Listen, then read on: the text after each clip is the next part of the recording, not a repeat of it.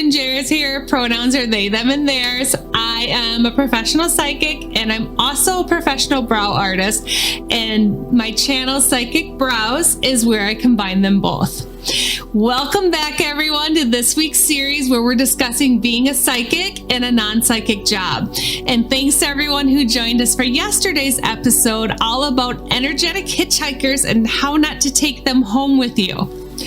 So I'm excited to get into today's topic because we're going to be going over shutting it on and off. And by it, I mean your psychic abilities. The first thing that may come to mind for people when I say that is, why would you want to shut it off? A lot of people are trying to develop their psychic abilities and trying to open them up. And the thought of shutting them off seems counterproductive to that. And I hear what you're saying, but I'm going to ask you to hear what I'm saying. And I can't say it plainer than this. Everyone needs time off. It doesn't matter what job you're doing or where it is or what field you're in. Literally nobody works 24/7. Our bodies physically aren't capable or able to do that.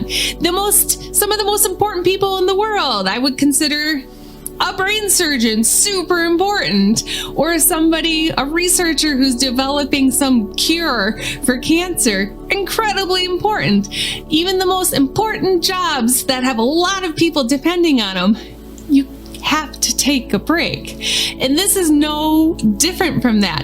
And in truth, I would say it's even more important, though I shouldn't. They're telling me I shouldn't rank it. But I think it really is important because it's it's an area that doesn't have a ton of research into it, or there's so much unknown with it for many of us that it's even more overwhelming. It's like being an apprentice all the time.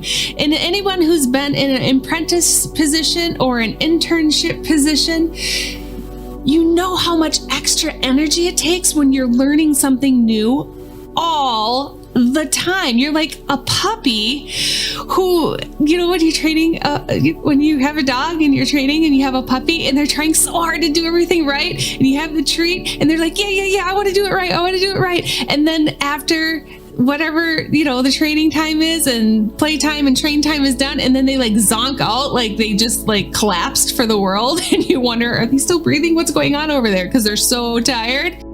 Yeah. Doing psychic work, being in these physical bodies that we're trying to become more connected to our energetic bodies, in our spiritual bodies, our souls, however you want to say it, is like being a puppy apprentice all the time. Everything is firing at 100, and you have to recharge, and you have to give yourself time to absorb as well and let your cells recalibrate. That's just basics of how it is. So yeah, first and foremost, everyone needs time off. The other topic I want to talk on is something that I feel like I encounter, quite frankly, because maybe media, or I want to say media, TV, movies, that kind of thing, books, that kind of stuff, because stuff on film is obviously made to catch attention. I get that. That makes sense. And so often when people who do psychic work are shown or portrayed in those things, they are shown constantly reading people. And so because that's what people are exposed to, then that becomes what's considered the norm of how it is and what you're supposed to do all the time. Just read. And anyone who's listened to my episodes knows my own personal belief system on that, which is boundaries and ethics, and that I don't believe in reading people without them giving me permission to. That being said, I've developed a code with my guides that helps me if there's an emergency situation that I'm supposed to pay attention to. And it also, I want to put in there, I'm well aware and want to acknowledge, so it doesn't become some blanket statement that over encompasses everything. I can't speak to somebody else's experience. And I trust you on what your experience is. Just like I ask you to trust me on what my experience is, and that's what I'm sharing with you is my experience. And So in my experience, I think that we all have a role or a job, so to speak, if you want to put it that way, that we've been assigned by the universe. And what is our responsibility with our gifts is to honor the role that we've been asked, or, well, I was going to say assigned. I kind of feel like that. It's both, that we've been asked and assigned to do. And so my role may be done differently than your role, and vice versa.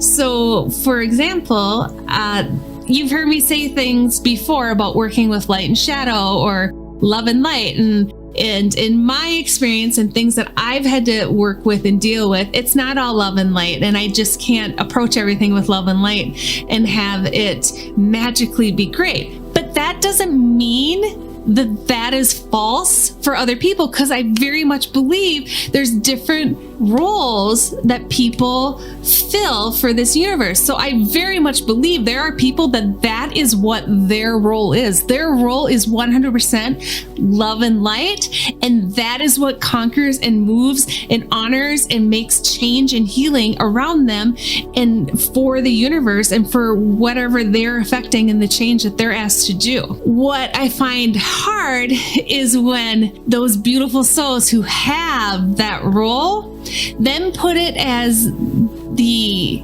all over encompassing, that's what everyone's role is. And if you aren't doing that role, then you're doing your role wrong. So that's what I'm saying. Like, what is your job? What is your role that the universe asked you? And then that's going to determine a lot of time, like what shutting it on and off means for you. And so for people whose role is, I'm going to do an analogy that I love analogies because they help me a lot, honestly, when I'm doing readings, because they have to equate things in my head to things that I already know. Right? And so I'll do an analogy just to like doctors. Okay. So there's ER doctors, there's general practitioners, there's researchers, right? There's different types of doctors. They're doctors, but there's different types and they do different types of jobs, right? So the ER doctors assess in emergency situations and they're on call and duty for those things, right? And you wouldn't necessarily be calling in the researcher to do that or have them switch roles the other way either, right? So I think that there are definitely people, like I said, again, this is my experience and things I've shared. And also it's a piece of the story. I don't have the whole story. I mean, maybe if we all start we share, we get more and more pieces, right? And we put it together for the whole story. But the pieces of it is that there's that emergency room doctor, right? And that's what they are there for the emergencies. And I believe that the same can fall within this. There are people that do psychic work that they're like ER doctors. That's their role. They're like the emergency people. They may be the ones who help find a missing person before it's too late. And time is of the essence. And that is the skill and the role they have been asked to play. And they may be asked to be on and have it on more than somebody else, such as myself, is asked to have it on, right? And then there may be other people who are maybe in a healing purpose role, right? And it's more of a patience role and a long-term role in bringing people with them and helping them to delayer in that. So I hope that this is making sense. Sometimes things in my head, I try to get it out and can be effective, and sometimes it can be confusing. So let me know if it's not.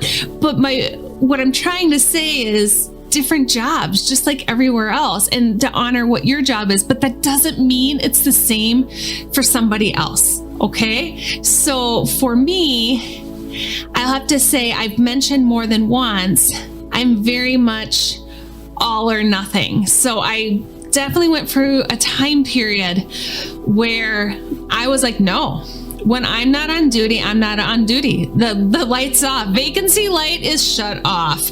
Not open for business right now. And I was very, very strong on that, trying to control it myself. And I had a fear as well of maybe possibly not being able to keep that boundary. So I did it even extra strong. I worried about things happening, like what if I couldn't shut it off and then I lost my mind and I didn't know, how to come back. So in doing that extreme, I shut it off a lot more. Basically, I was like, if I'm booked for a reading, I'm booked for a reading. If I'm not, I am not on. And I really tried to live that way for a while.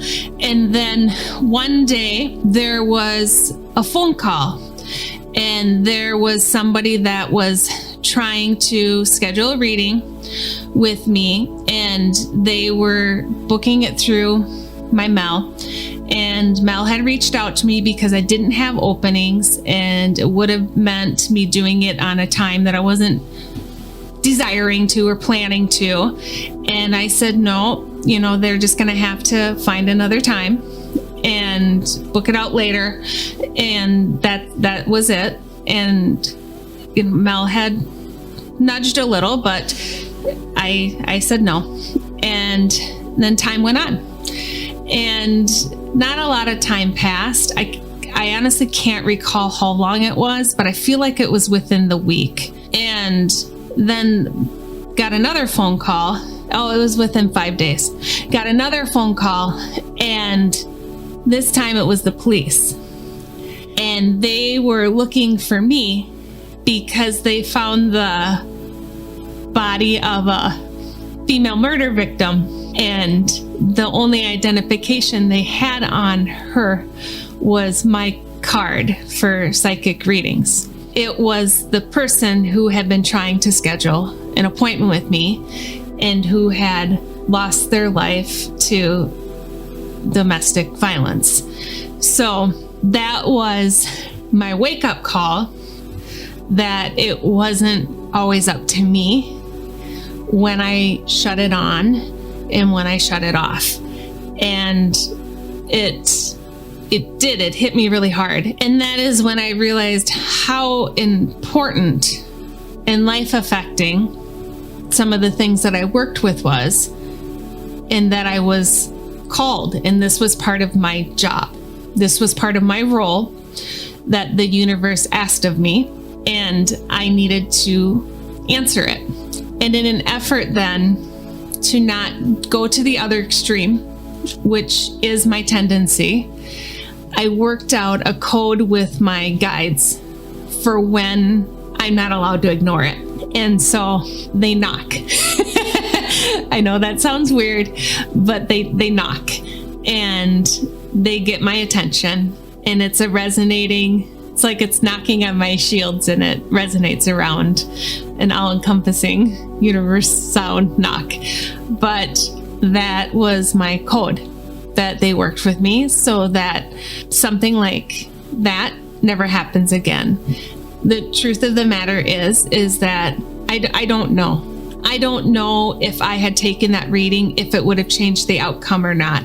But what I do know is that it's not always up to me, and I need to listen when I'm called to do it. So it's that balance with what your job is versus what it isn't. And there are people who I don't know how they do it, but they walk around and maybe they're reading all the time because that may be their job. So even though I may not understand it, for people who they have to answer it all the time, they're like straight up ER doctors. When they're on duty, and they do have to answer it all the time. I may not understand that, but it's not for me to understand, because that's not my job. That's not my role. That's their role. And I have what my job and my role is. And I've learned a way to communicate with my guides so that I'm not on all the time, but they know how to get my attention if there's an emergency that I need to be on. And that is the balance role that we're at in this moment. And then there are other people that their role, I think they're so lucky, is all love and light.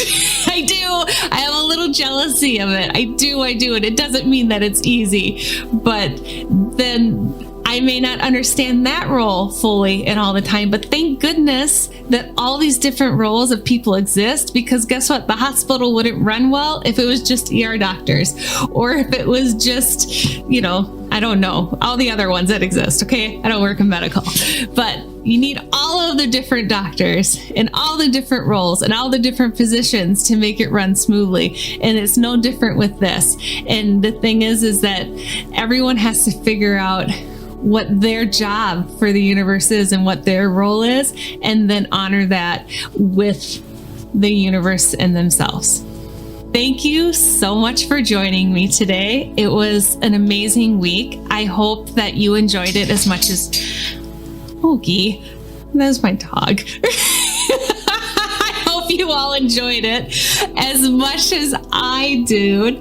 As I said, this is truly one of the more inspirational weeks for me because of the purpose of it. And I found it quite therapeutic, and I appreciate all of you for being a part of that. I want to invite you for next week because I'm super excited about that one too, because guess what? It's Halloween week next week. It's Halloween week next week. And that's got to be super fun, right? We are going to have a week-long special of Campfire Ghost Stories, true Campfire Ghost Stories. And I can't wait to share them with you. Take care. Have a great week, and I'll see you soon. Bye-bye. Hey, thanks for joining. If you like more psychic or bra-related content, remember to subscribe and hit the notification bell, and then you won't miss any episodes.